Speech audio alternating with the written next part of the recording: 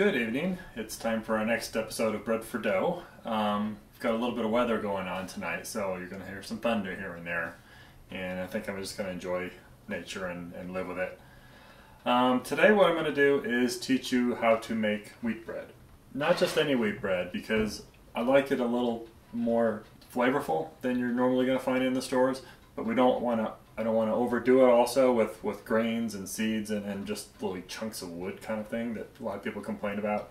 So we're going to make it the way I like it, which is a lot of content, a lot of flavor, but not really all that heavy.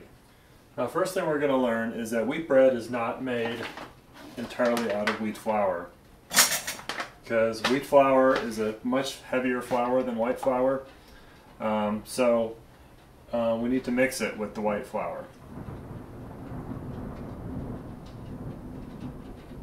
Now, the wheat bread is really dependent on your preference, how light it is. I like it about 1/3 wheat, 2/3 white, to maybe half and half. So today I'm going to make a half and half. I'm going to try to make it heavier, more flavorful, and the challenge is going to be to get it to rise.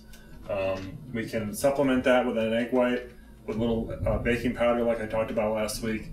But this time I actually have a batch of fresh yeast. So I'm just going to go ahead and use the yeast and use just a little bit extra, and hopefully it'll rise up. Okay, let's get started. 1 cup of white, 1 cup of wheat, and then the rest of it's going to be these other ingredients, which you'll see.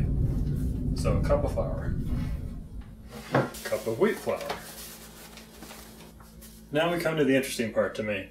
I've got a myriad of ingredients that I'm going to be using here, and these are all supplemental items that will add flavor and texture and hopefully be healthy for us. First thing you've seen before is the wheat germ. This sweetens it up a little bit without making it too woodsy. So we're going to try to total up half a cup with all these different ingredients. Second thing I've got is wheat bran, which is this is the outside of the kernel. This is going to give it some nuttiness. Now the next thing I've got here, this is flax meal. Flax seeds are very good for you because there's a lot of fiber. They've got the omega-3 fats in them also. They're little tiny seeds like a sesame seed, but I like to just use the meal. Now the thing about this is because of the omega-3s, it has a specific flavor to it, like olive oil has a strong kind of flavor to it. So you're going to taste this if you put too much in, and I want to taste it. I want to add depth to the bread, but not, you know, fishy flavor with the omega-3. Now you got 2 of my special ingredients. This one I found. This is actually a sweet almond powder, which is prepared to make a sweet milk out of.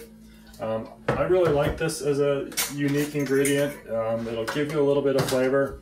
It's like a marzipan flavor if you like that sort of thing, and a little bit of sweetness. I'm not concerned about the sweetness because I can make that as sweet as I want with the sugar, but I just use it for the almond.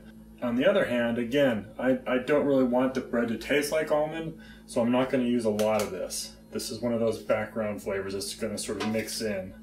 So I'm going to a loose teaspoon, and finally I'm going to put nutmeg in there.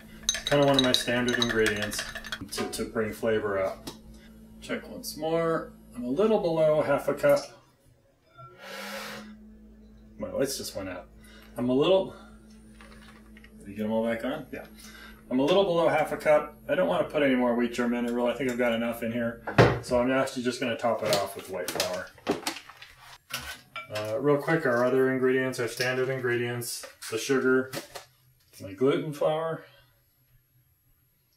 and the last dry ingredient is the salt. One of my sort of trial ingredients, I like to experiment putting different things in here. This is a butter flavor, basically, fat-free butter flavor powder. I'll throw a little bit of that in there too. Okay, the wet ingredients, 3/4 of a cup of water, get my 2 eggs, and the oil. Okay, and into the machine.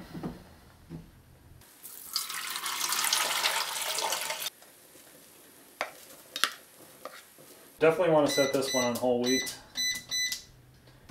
And then I always go for a light crust. Anything more than that is just too dark. So there it goes. And we'll come back to that and see what it looks like.